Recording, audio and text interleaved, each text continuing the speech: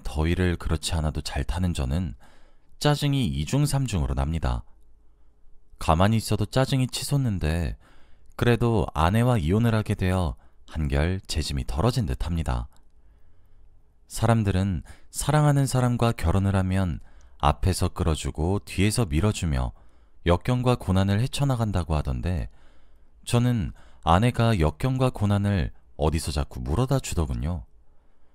진작 이렇게 끝냈으면 편해졌을 것을 뭐 한다고 그렇게 질질 끌었는지 알다가도 모르겠네요. 그래서 오늘은 제가 이혼을 하게 된 사연을 한번 써보려고 합니다. 일만 하며 살아서 지금 살고 있는 곳엔 마음을 터놓을 친구 하나 없어서 이곳을 찾게 되었어요. 조금 지루하실 수 있으시겠지만 제 이야기를 들어주세요. 저는 저보다 4살 어린 여자를 만났고 결혼을 했습니다. 편의상 아내라고 지칭하도록 하겠습니다. 아내는 참 착한 사람이었습니다. 그래서 제게는 참 지독한 사람이었어요. 저는 돈을 잘 벌어요. 한국에서 세 손가락 안에 드는 대기업에서 일을 하고 있고 연봉도 솔직히 다른 사람들에 비해 매우 여유로운 편입니다. 20대 때 대기업에 취직을 했던 저는 미래에 아주 여유로운 삶을 살 거라 믿어 의심치 않았죠. 물론 높은 연봉인 만큼 회사에서도 정말 소처럼 일을 해야만 했어요. 그러던 도중 30대 초반에 아내를 만나게 되었습니다. 아내에게는 반하게 되었어요. 아내는 꼼꼼했고 생활력이 무척이나 좋았습니다. 절약하는 습관이 몸에 배어있는 듯한 사람이었거든요. 정말 검소한 사람이었어요. 저는 여유로운 집에서 태어나 여유로움을 누리면서 살아서 그런지 그런 아내가 대단하다고 느꼈고 멋지다고 생각했어요. 아내와 연애를 하면서 세상 물정에 대해 공부를 해나가는 기분이었습니다. 솔직히 그때까지는 저는 낭비하는 삶이었다고 해도 과언이 아닐 정도였죠. 현명한 아내에게 저는 점점 더 빠졌고 우린 결국 3년간의 교제를 끝내고 결혼을 하게 되었습니다. 하지만 아내는 비혼주의자였습니다. 모아놓은 돈도 없다고 본인 팔자에 결혼은 사치와도 같은 것이라며 처음엔 결혼을 거부했죠. 하지만 저는 그런 것도 다 괜찮았습니다. 그래서 돈은 결혼하고 모아도 늦지 않았고 내가 많이 모아두었으니 그 돈으로 결혼하자며 매달렸어요. 아내는 그렇게 저와 결혼을 하게 되었습니다. 빈손으로 오면 저희 집에서 싫어할 것이 뻔하니 제가 모아놓은 돈의 절반을 손에 쥐어주었죠. 사실상 아내는 정말 몸만 가지고 결혼을 한 것과 다름없었어요. 신혼집을 저희 부모님이 제 명의로 아파트를 사주셨고 혼수를 아내가 채웠는데 그러면서 사용한 돈이 전부 제가 모았던 돈이었으니까요. 그런데 정말 아무런 상관이 없었어요. 저는 아내와 가정을 만들어 꾸려나가고 싶었고 현명한 사람을 사랑하는 것이 행복했거든요. 그런데 그런 말이 있더라고요. 남의 집 가장은 빼오는 것이 아니라는 말이요. 아내에게는 남동생과 여동생이 하나씩 있습니다. 연애할 적부터 아내도 남부럽지 않게 돈을 잘 버는 사람인데 왜 저렇게 본인에게 매정할 정도로 가혹하게 사는 것인지 이해를 못하고 있었어요. 그런데 결혼은 현실이라더니 결혼하고 나서 모든 것을 알게 되었어요. 제 아내가 처가댁의 가장이었더군요. 남동생은 경찰서를 자주 들락날락거렸고 폭력 전과도 있었습니다. 그리고 여동생은 상간녀 소송을 받았더군요. 뿐만 아니라 아내의 친정집은 월세였어요.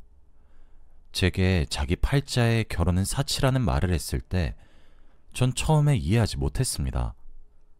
처가댁에 결혼을 허락받으러 갔을 때에도 가족끼리 만났을 때도 처가댁은 정말 평범했거든요.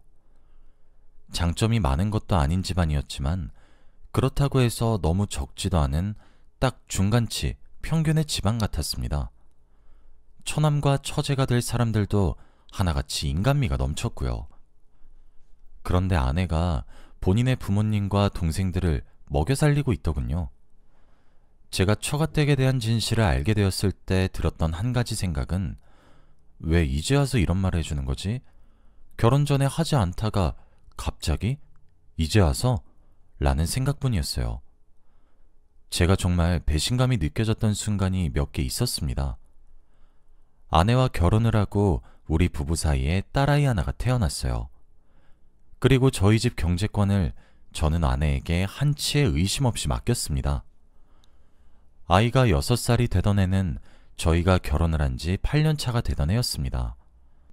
아이도 제법 크기도 했고 저희가 살던 동네는 교육열이 그리 높은 동네가 아니었기 때문에 딸아이의 미래를 위해 그동안 모아놓은 돈으로 이사를 가자고 의견을 냈어요.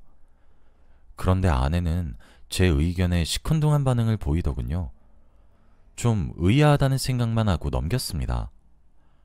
아내의 의견과 달리 저는 아이 교육을 위해 이사를 가야 된다고 제 의견을 밀어붙였습니다.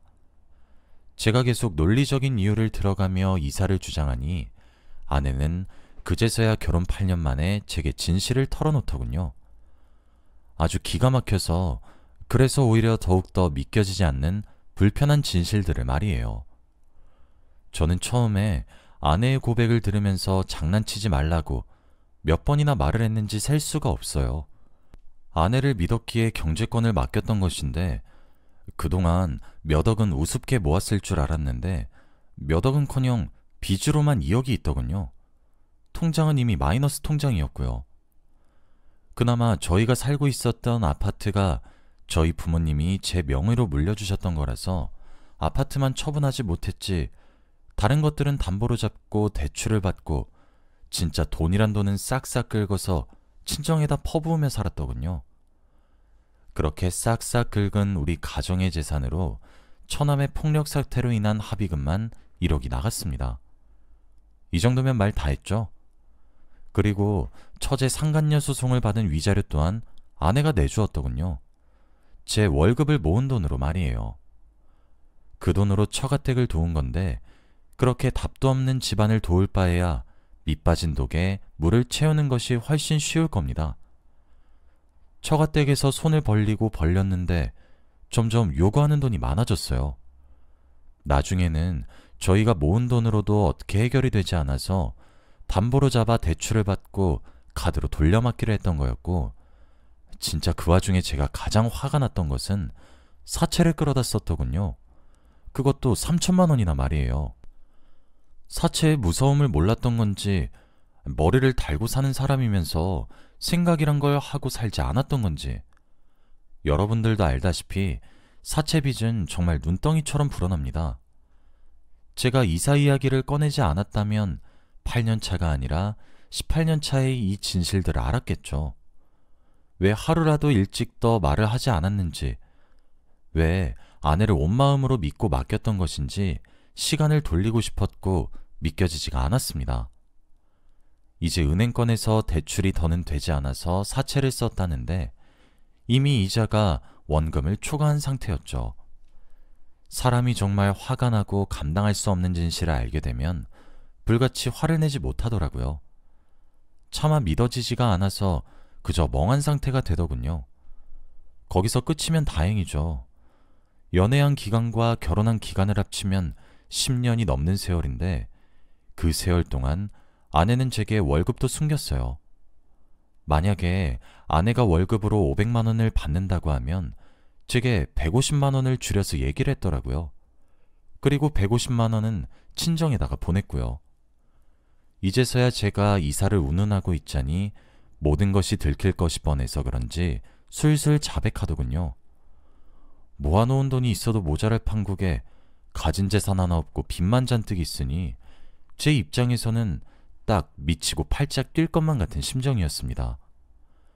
친정에서 대체 무슨 난리를 쳤기에 그렇게 많은 돈을 퍼다 주고 있었냐고 윽박을 지르니 아내는 움찔하는 기색을 보이더니 변명을 하더라고요. 장인어른이 아내에게 사업 자금을 달라고 했답니다. 사업 미천으로 들어갈 돈을 부탁했대요. 그런데 사업도 망해서 친정에 막대한 빚이 생겼고 그걸 아내가 갚아나가는 중이라지 뭡니까? 그걸 왜 제가 개고생해서 번 돈으로 갚아야 합니까? 진짜 지금 다시 그 상황을 회상해도 어이가 없네요. 저는 그 모든 고백을 들으면서 제대로 똑바로 말을 하라고 했어요. 마지막 기회라고 하면서 말이에요. 아내는 그렇게 모든 것을 고백했다고 하면서 무릎을 꿇고 싹싹 빌면서 미안하다고 하더라고요. 그러면서 제게 그래도 자신을 낳아주고 길러준 부모고 피로 이어진 동생들인데 울면서 도와달라고 매달리는데 외면을 할 수 없었다고 미안하다면서 엉엉 우는 겁니다. 울어야 할 사람은 전데 말이에요. 저는 꼴도 보기 싫으니 당장 집에서 나가라 했습니다. 저 살면서 아내에게 손 한 번 올린 적 없고 언성 한 번 높인 적 없어요.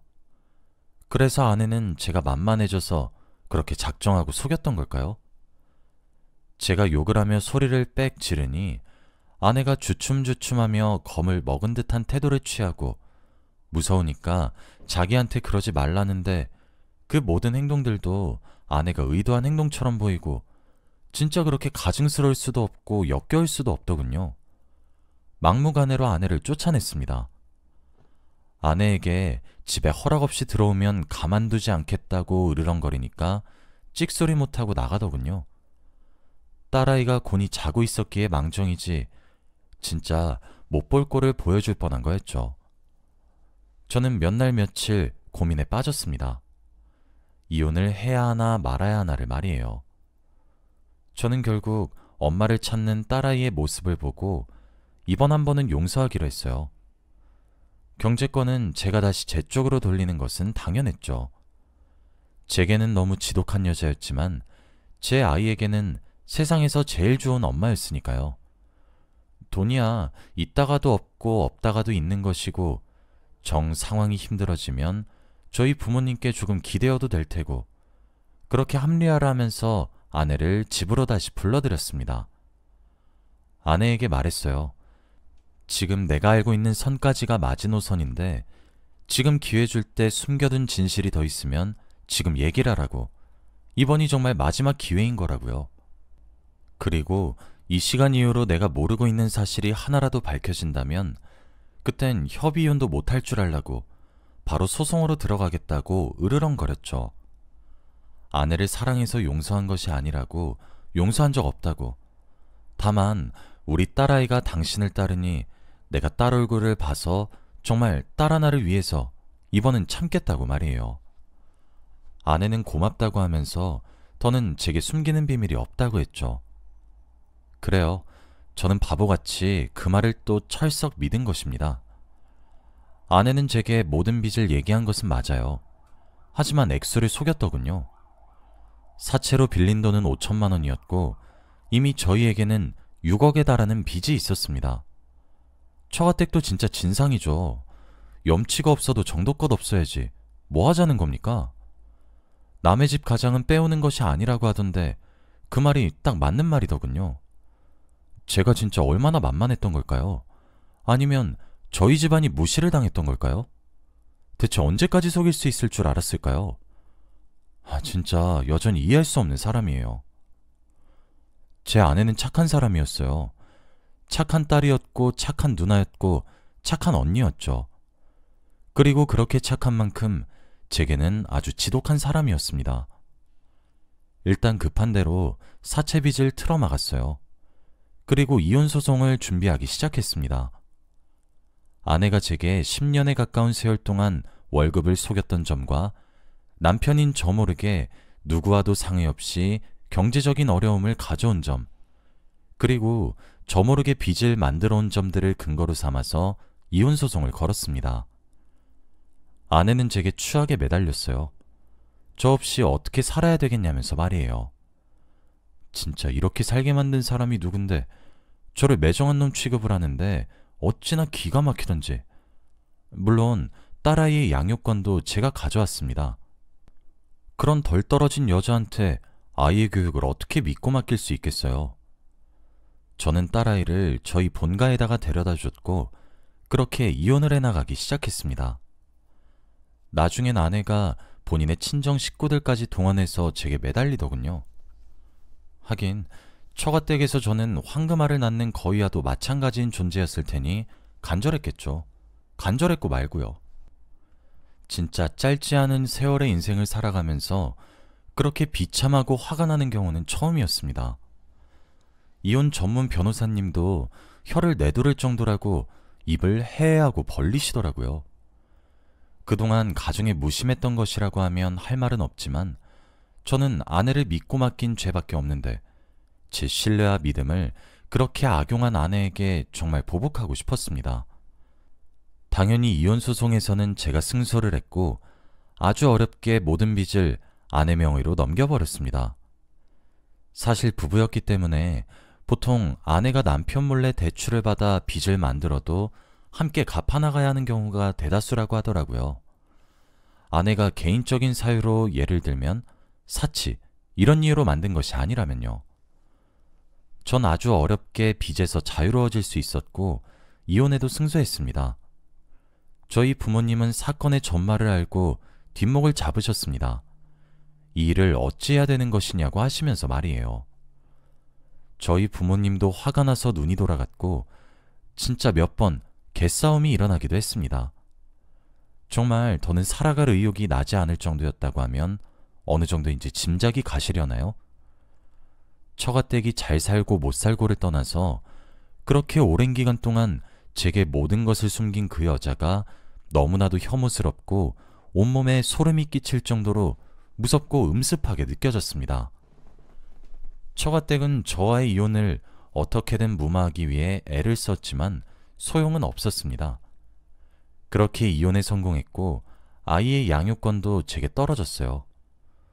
정말 면접 교섭권까지 박탈하고 싶었는데 법적으로는 아무래도 조금 힘들더군요. 그 이후 제가 정말 더 짜증이 치솟고 화가 났던 이유는 아내는 이혼 소송에 패한 이후 제게 재산분할 소송을 걸었단 것입니다. 정말 제게 일말의 미안함과 죄책감을 가졌다면 그러면 안 되는 것 아닌가요?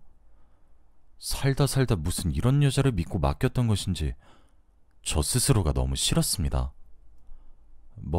아내가 유책 배우자였기에 패소했습니다.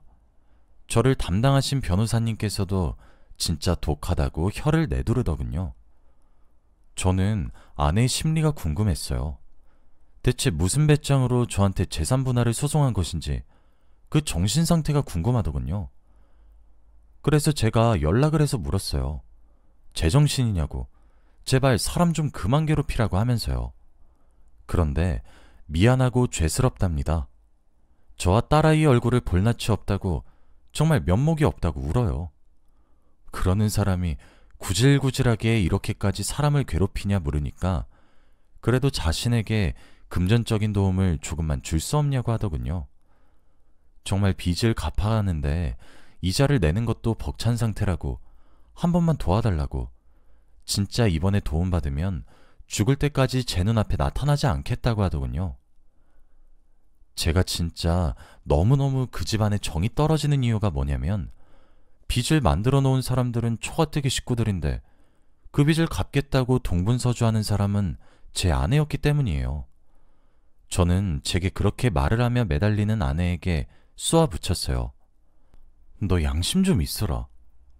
그래, 네 가족은 네 말 맞다나 피를 이은 혈연이라 네가 케어한다 하자.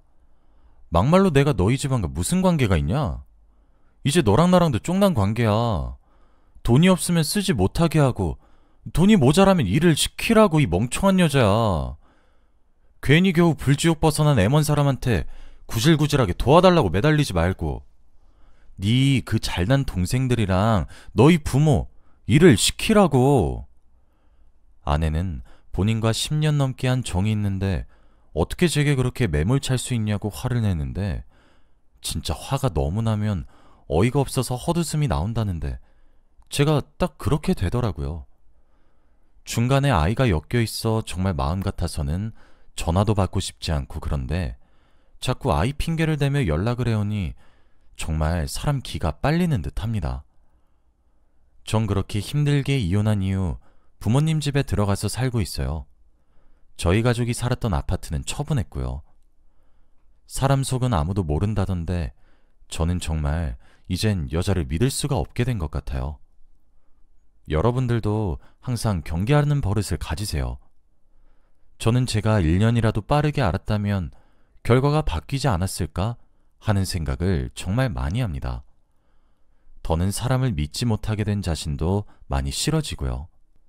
정말 딸 자식 얼굴 하나 바라보면서 힘든 시간을 꾸역꾸역 버티며 사는 것 같습니다.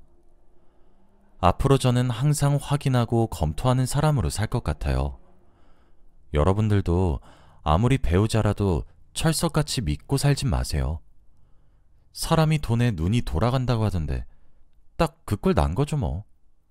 여기까지가 제 이야기입니다. 긴 이야기 들어주셔서 정말 감사드리고 제가 딸아이를 온전히 잘 기를 수 있도록 여러분들이 응원을 해주셨으면 좋겠네요. 여러분들 가정엔 항상 평화가 가득하시길 바라며 이만 글을 마치겠습니다. 감사합니다.